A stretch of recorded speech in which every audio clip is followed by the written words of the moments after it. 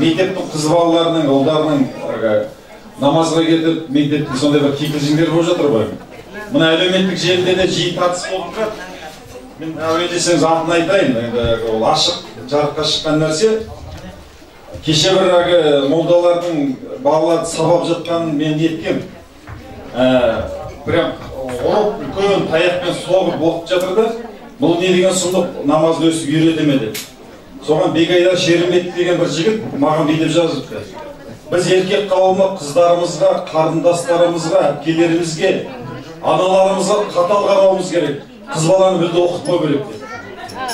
Содан өзі жартысы былай жарылды. Жартысы айтады, қыздарды оқытқаннан түк пайда жоқ. Ол бала бағып, бала туып үйде отыру керек деп. Содан мен жаздым, Бегайдар айналайын, анадан тумағанда кімнен тудың, ананы қатал ұстағанын бұл қалай, не әңгіме деп. Қазір мына жас балалар, білмеймін, дүмші молдалардан оқи ма, осындай. Мен де мына тауға апарып, көптеген балаларды апарып жүремін. Солар кейде білімнен, тарихтан, ғылымнан мүлден махрұм қалып жатқан кейде жүрекке қорқыныш ұялатады.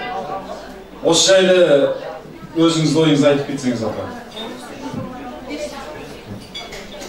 Бұл өзі дін мәселесі өте күрделі, әрі ушығып тұрған, жан-жақтан неше түрлі пікір айтып, қаластан тұсқа түсіп тұрған мәселе. Шынын айту керек, қазақ халқы атам заманнан қазақ болып жаралғалы бері Құдайға сенген халық. Құдайға сенген халық. Қазақ бір ауыз сөзбен Құдайдың бар екенін дәлелдейді. Құдайсыз қурай сынбайды дейді. Байқайсыздар ма? Том-том кітап оқудың керегі жоқ. Қайта-қайта шариғат айтудың керегі жоқ. Бірақ ауыз сөзбен қазақ дәлелдеп қойған. Ұлы күштің бар екенін, оны Алла де, Бог де, Құдай де, Тәңір де, бірақ бір ұлы күштің бар екенін солай дәлелдеген. Құдайсыз қурай сынбайды. Қазақ халқы ешқашан Құдайын ұмытпаған халық, бірақ фанатик емес. Қазір бізде мұсылман болу үшін араб болуға тырысып жүргендер бар. Біздің арабтан үйренетін ештеңеміз жоқ. Араб әлемі қанға бөгіп жатыр. Мұсылман бірін-бірі қырмайды, олар қырып жатыр бірін-бірін. Неңді үйренесің одан? Әрбірден кейін ислам діні олардың жекеменшік діні емес. Ол бір. Екіншіден, әрбір адам өзінің ұлтымен бірге туылады.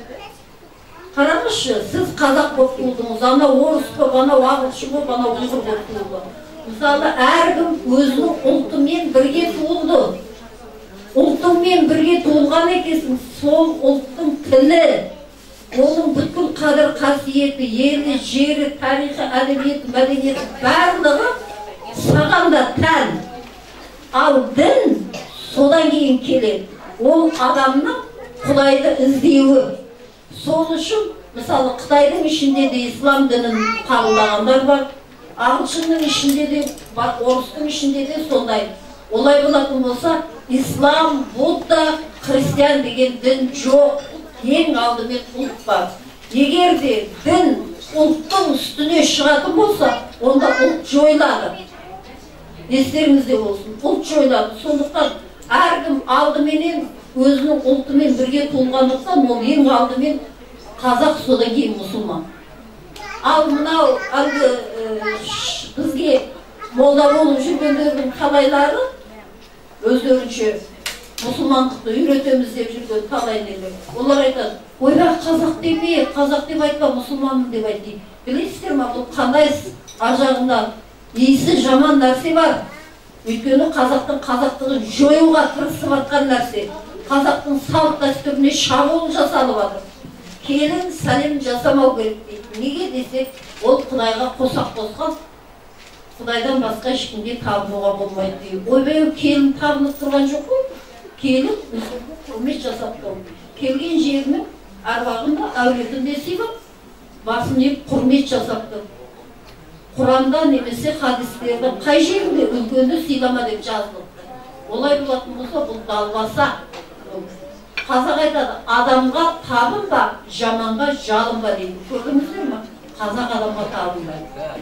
Енді жарайды, мақұл тегі солай болсын дейді. Ондай болса жылда Меккеге барып Қаратас Қағбаны атамның басына 7 рет айналып жүрсің ба? Ол Құдай емес қой ол.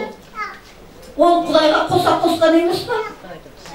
Ол қасиетті жер, алғашқы адам атаның дұға оқыған жер, одан кейін Ибрагим пайғамбардың салғызған мешітті, бүткіл әлем мұсылмандары сол қасиетті жерге барып бас қосап сөйтеді. Но бірақ ол Құдай емес қой. Ол Құдай жаратқан Қаратас Қағба. Солай ғой. Ал енді соны айланып, қолыңның ұшын тигіздің үшін, аяғыңның астында адам өліп жатса да қарамайды. Жаңағы, солай сөйтіп өліп қалса, ой, Меккеге келіп өлді, шейіт болып дейтіндерін қайтерсің. Анаған қолының ұшын тигіздің үшін ештеңеге қарамай жүреді. Сонда ол не? Ол не? Ол Құдайға қосақ қосып емегенде немене? Ойлап қараңыздаршы, логика қайда? Мына жерде. Бұл жерде немесе битеді, атама ас берме дейді. Бұл қазақтың салты өзінің атам заманында. Ол өлексемеді. Ол жер бетінде өмір сүрді. Ол адамның айналасында қаншама туған туысқандар, жекжат жұраты бар. Олар келіп, жиналып келіп, қоштаспай, бір уыс топырақ салмай, өлек соғысатып апарып, денесі солмай жатып, көме салу деген неден сұмдық бұл? Бұл біздің салтымызға, біздің ұлттық қасиетімізге қайшы нәрсе.